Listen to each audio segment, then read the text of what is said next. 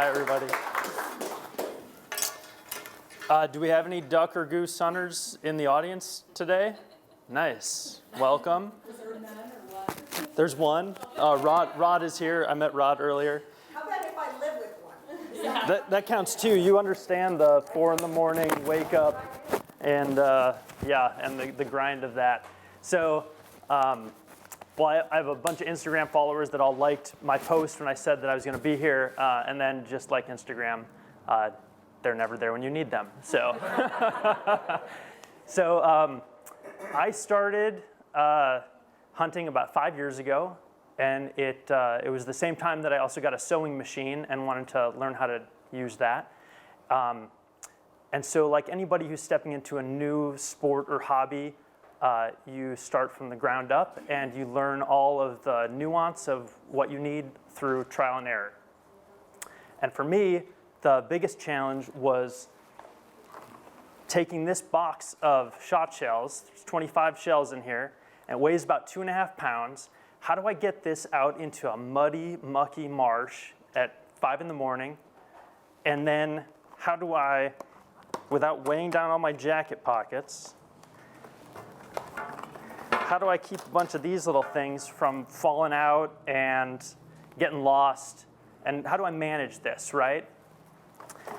And what I learned is there really wasn't a way for a guy who's just kind of on his own, what they call freelancing. I don't have a piece of private land that I'm trying to hunt, so I can't drive my truck up to the blind and camp out. So I'm trying to carry everything in. So through many iterations, I came up with this thing, which is a platform that holds this whole box, and it has these little loops of webbing, and each one holds a shell. And so now, whether I'm in the blind or out chasing a duck, picking it up, all my ammunition is right here with me where I need it. And it also frees up my hands to carry other stuff, because waterfowl hunting is a gear intensive. You got a bag of decoys, you got a gun, you got a whole bunch of stuff. So for me, this solved a lot of problems.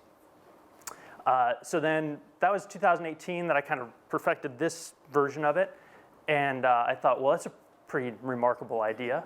So I started an e-commerce website, and I put it on Squarespace.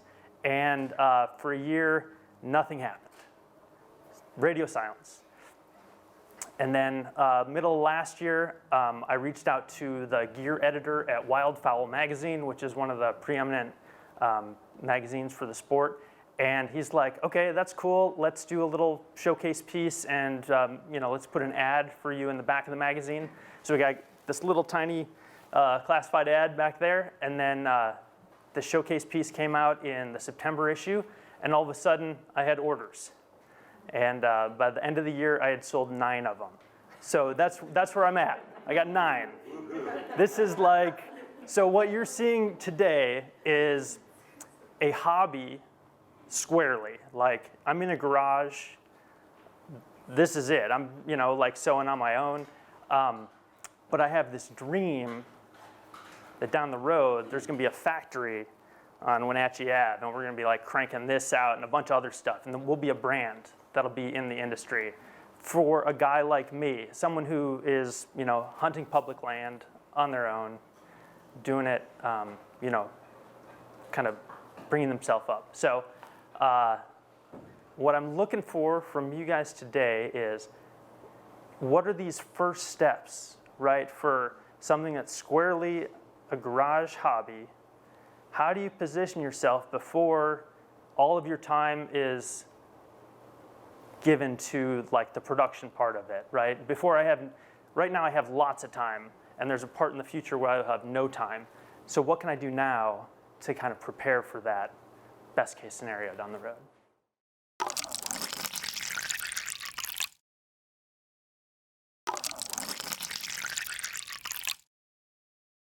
How well do you know your market? How many people Iffy. out there are like you? Yeah, iffy. I'm not sure. Yeah, totally. It's a big question. It's a huge, Not easy to answer. yeah. Do you have an inventory of them already established? I do. I have 20. which is double the number that I've sold. So it seems totally reasonable. Yeah. Each one takes me about 2 hours to crank out, and yeah, the material cost. I guess here I'll just cover some basics. It's 2 hours to make one, $10 in raw materials, and they retail for $75. And I give some money to Squarespace for doing the transactions. So there's a good margin there right now that I'm comfortable with. Yes. Okay, so it's camo. In my household, I don't care what it's for. If it's camo, it's a win. So I'm saying it isn't really just duck, shell, fowl. I see that as a hunting thing. And he wears things over and his hands are free, right? So I think your market is broader Okay. than you think. The wives who buy things. And when I saw a camo, I didn't care what it was. I was gonna, his little handgun would fit in there maybe, and all those things that he takes on the hike. So I think you have to open up to this as a broader thing. You met a need of a thing you needed with, but there's so many other things that you do when you hunt and fish. So I think your perspective needs to be a little bit broader. Okay. Because I really believe you have a market. It's camo, it's easy, it's comfortable, and that works. Nice. Thank I was you. thinking that too. What things do people need close? Just general. What things do people need close, no matter what? Because it's a really cute thing. It's totally fair. It's excellent. And it's right there. What kind of stuff do people need? Sure. Did you ever think making a bandolier, that was really badass? They do, but just a little insight into the duck hunting thing. They're real spooky, right? So like the camo is all very intentional. And if you notice, like these things are shiny, right? And so to hide them is like one less thing that you're, I was being really. I know, but I'm just, yeah. Is it somewhat waterproof, and does it have like a foam, like where someone can put a foam there? It's like, I would call it weatherproof. But yeah, you could totally do that, yeah. And then, I'm just wondering, because like, the foam, if it had like a foam pocket maybe, where it's not gonna fall out of it. Yeah, I like it. Yeah. Totally, love it. Yes. So beyond the product, what marketing have you done? Okay, so add in this Waterfowl magazine, that little showcase piece. This year, I'm donating some to the Ducks Unlimited banquets that are happening. They all happen in the spring, so I'm sending out 9 of them to different Washington-based, and that's it. Aside from this Instagram kind of build your relationship thing. Yeah. Go ahead. Have you ever met Richie Herod? No. You need to talk to him. Okay, let's talk. Do you know him, Stu? Yeah. Who is he? He is a little farther along in his outdoor dream. I think he has Herod Outdoors, and he has taken his passion for hunting and fishing, and he's trying to make a career out of it. And he has a hunting show on NCW, and it would be a really good connection to talk to him, because I think he's a few steps ahead of where you are trying to be. Is he manufacturing? No, he isn't, but he does have some products, but he's on, I think it'd just be a really good connection, because he has made connections in the outdoor. That's what his deal is. Nice. Yeah. Okay. So I think it'd be really important for you at least to get together and talk to him. I love it. Thank you. Yeah. Yes. Yes. Is that your design? Do you own the rights to the design? It is my design. I considered patenting it, but the patent process is expensive, It's lengthy too. and the maintenance of the patent is expensive. And at this point, I was telling Stacy when we met, I said I would almost be flattered if someone tried to steal it from me, because it would like validate like I figured something out. But at this point, I can't justify throwing. It seems out of reach, right? Yeah. There was a little more to that conversation too, that I think it's important to discuss in this venue here. So he made an excellent point. He said, you know, one small tweak to the design and somebody else has they're running with it anyway, and I can't protect the patent because it just takes one small tweak to the design. And it's interesting because we see this in technology right now too, with new apps and new programs and things it's evolving so quickly. Companies are not wasting any of their time and money on patenting because those changes, by the time the process is done, you've moved on beyond it. So there's actually something solid to what he's saying, even though it scares the jeepers out of me as a business owner, thinking, oh, I would need to own the rights to that. So it's a new paradigm and a new tweak, but it does mean, in order to be successful with this, he's got to move fast. It's been out there in the magazine, now's the time to push and get this rolling quickly so that he does make an impact before other followers come along. They're going to make their tweaks. Yeah, just to follow up on that too, I thought like even if someone else came out with this same thing, right? They're equal choices, same price point, whatever.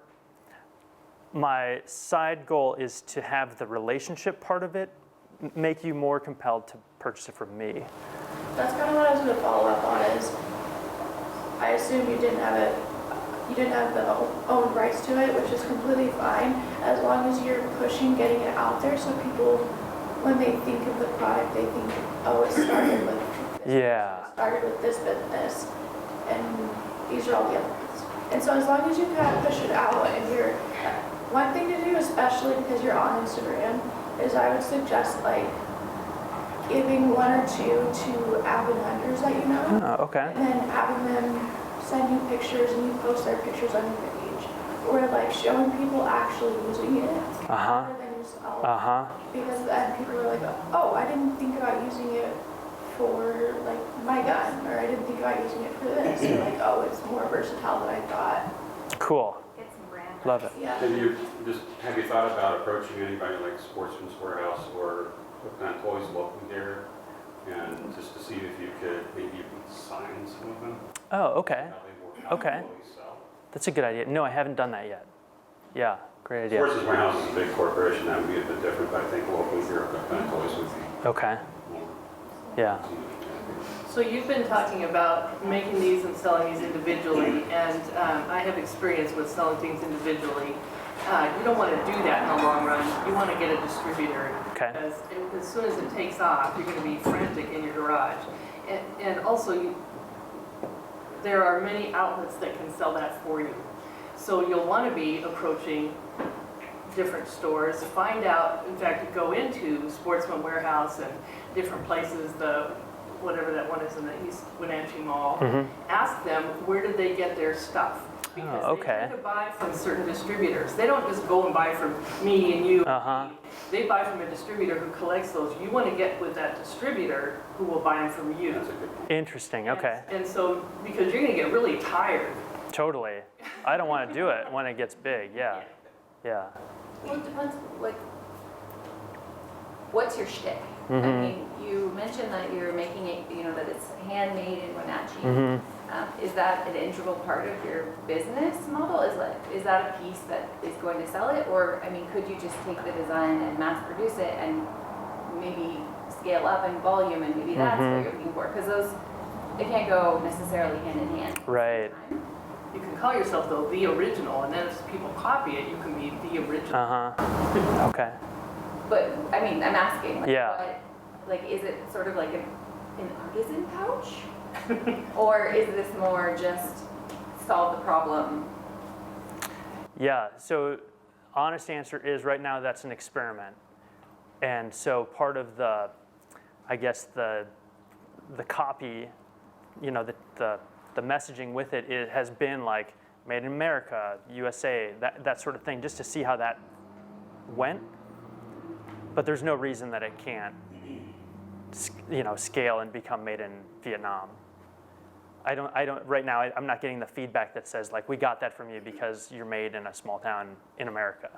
So, yeah, I don't have, like, a good way to gauge that. But just as, like, as we take the comments, sort of, there's a place. path, Yeah. right? Which one you're going to go down. when you're trying to present this and which market, right? If you Yeah. go to distributors, that looks really different. Totally. Okay, that's great. Even through distributors, you can still market it as originating from a small town, made in America, blah, blah. But you're, at some volume, you're going to use up your ability as an individual to be. Right. Cool. We're going to go one, then Rod, and then here.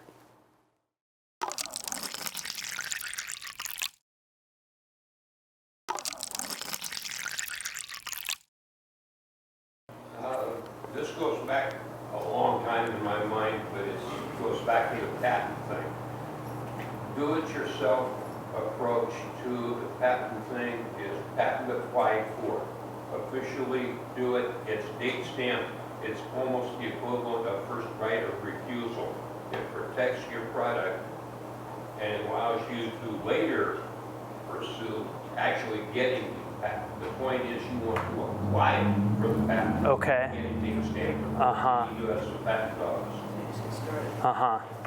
But I haven't walked down that road for 40 years, so there a lot has changed. Okay. I think the patent is still there. Cool. Rod. Great product, really functional, so as a hunter, I'm going to have to talk to you about it. Okay. Outdoor Retail Association, I mentioned to you before, and if you haven't checked that out, do some research there. There's a show coming up in Denver in, I think, June or July, and there's literally thousands of startup small companies in that group, and that would be a good venue for you to check out. Cool, thank you. Yes. As far as marketing, do you have like photos and video that are going to represent your product to the best of its ability when you do start marketing? Even if you're doing it on Instagram or anything else, if you have just an iPhone photo versus maybe going out and hiring like a videographer to show the product out in its natural habitat. I don't know a lot about Totally, it. yeah. And that is going to entice somebody to buy it versus maybe just a stock photo that you've taken in your garage or for something else. So. Yeah, we do have like a little catalog of iPhone photos out in the habitat, and we've just put a video together to put on the front of the website. That was someone's good idea to show it, this, so that everybody can kind of get a feel for it right away. The ones that you said that you were giving away for whatever type of programs and stuff like the sportsman shows and stuff like that, have you contacted them and said, hey, can I do a demonstration there? Or can I either get a booth spot or an hour plug or whatever it be? Because those are going to be your target marketing first, to put yourself in front of them and show them the product. That's great. Throwing it there and letting them show it where you're there and you have just, I don't know, to do Totally great. Yeah, absolutely. No, I have not done that, but that's a great idea. I do feel, like when you put it in the mail and you send it to someone who's going to put it on a table, like there's this disconnect. You're like, feels like it's getting away. Or suggest them put it on a mannequin at the same time. Some type of like, this is what I want it to happen or set around it or material with it. Totally. So that it's displayed more prominently if you're not able to get a spot for yourself to be there or someone that would promote the product. Yeah, that's great. That's great. Derek. Does this pouch have a name, or is it just a shotgun shell chest holster? I'm calling it the backwater shot shell pouch. Okay. Yeah. So I think that have a name and keep crafting that name and get that name out there, because if somebody's like, I saw this pouch, it's called this, they're going to go to Google, they're going to search it, and they want your website to pop up. So Cool. Stick with that name. Just keep using it. Keep pushing it out. If you want to change it, then change it, but stick with it. The name gets out there. You might want to think of a broader name that will cover the many iterations of cool front pouches you're going to make. Because you're not going to have a booth at a show by yourself with one item. You might find somebody who has similar items and have your stuff with them in their booth and pay them something. Okay. But a booth with one item is not going to fly. Yes, agreed. Make them like different colors, or just make up something like an iPhone holder all by itself. Something so you have a product line. Yeah. Okay, I like that. All the way in the back. Did you have someone? Yeah. So my brother has a He's a co-host of a fishing and hunting show on ESPN Seattle. That sounds totally, yeah, awesome. Yeah. You've been holding out. But one of the things that occurred to me is that here at Outdoors, I've spent some time on the phone. He's a really, really nice guy. My brother knows him well. So you're surrounded by, you talked about the publication that you reached out to was kind of the national, I guess, the benchmark for this community. But I would say that my brother's kind of personal brand and his career, he's been a steelhead guy, he's been a duck guy, he's done all of this stuff. But he started small and he's nailed that local market. And I'm not saying that any of this applies to you, but maybe it could.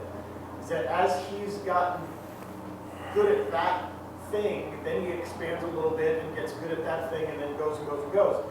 And one of the things that occurred to me is that as you talk about, you know, your market is huge. There are a lot of people that, and this is me when I speak to my brother, a lot of people that shoot things, right?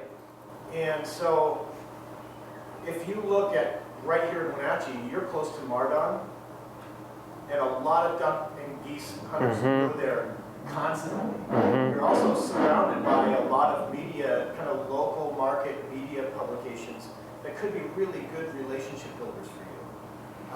And it's starting small and it takes time and everything else, but I already reached out to my brother and asked him if he had heard about your product, and he hadn't, because I think it's just because of where you're in that space right now.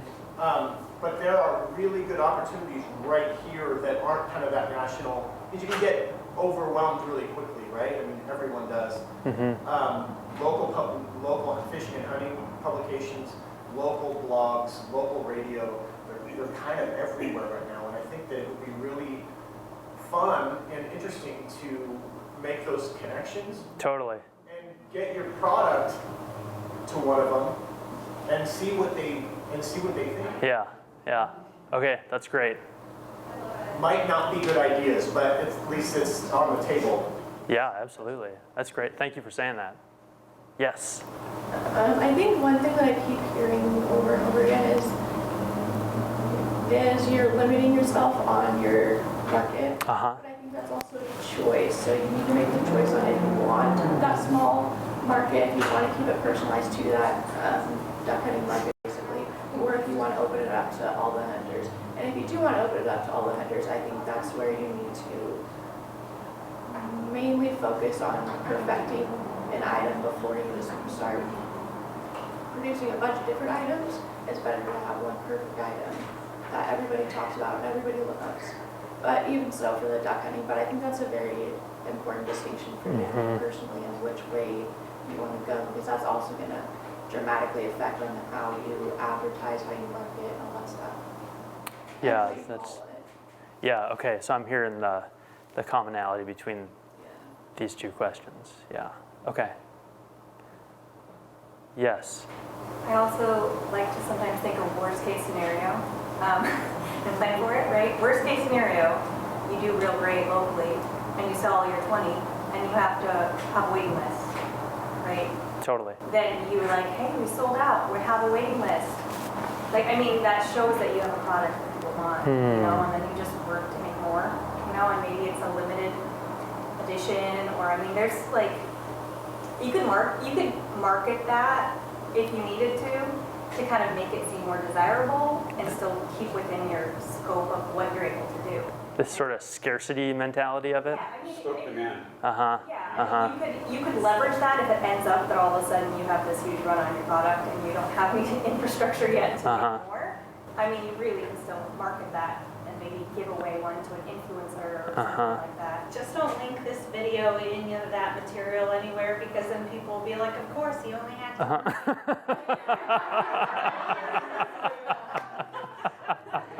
Nice. But I mean, it's We're in our last minute, by the way. Yeah, great. But I've seen small businesses or like artisans who like make personalized art that really are okay with like shutting down their shop for a little bit while they make more. You know, and so I think especially if you're in a local market, I don't think that would end you. Gotcha. Okay. Cool. Do you have a logo? Yes. Is it on? I can't see it. There's a little, not on this one. There is a little tag that goes on here. Yeah. It is on the one that comes Wenatchee. It's that same thing. Yeah. There's a little fabric. Lisa, Yeah. you want to close us out? Sure. Yeah, I think the main takeaway is you have a product. It might not be like the perfect thing that's going to exist in 15 years, but it is damn good, and you need to focus all on marketing right now. Like that has to be 99% of what you're doing right now. Okay. It's defining the market, defining if you're local or big. Like Mhm, all of the other mhm. pieces will follow. First, you need to prove concept that there's a market here that exists for this. Mm-hmm. That's, Yes. That's the piece now. Okay. I love it. Yeah. That's excellent. Cool. I have Okay. a short thing to add because I haven't heard anybody really talk about your budgeting or anything like that. Mhm. And that's extremely important in this situation because once you define your market, you need to basically make a decision on how big you want to go. And that's going to be short-term goals for a little while. I mean, you need to decide like how much you have to invest to get enough product to sell it in the short term, to make a return, to reinvest. Uh-huh. And so you need to make that kind of goal for yourself of how much are you willing to invest and what are you willing to give up to invest in the business. And so making that kind of structural budget, I don't know, like, we haven't really talked about that, but how your budget is set out right now is definitely very important in how you're going to grow. Yeah. Point. Excellent. You may be comfortable with your price point right now and the margins are good, but does it include margins for growth at scale? Yeah. Yeah. Awesome. Cool. All right, great conversation. Thanks, everybody. Appreciate it.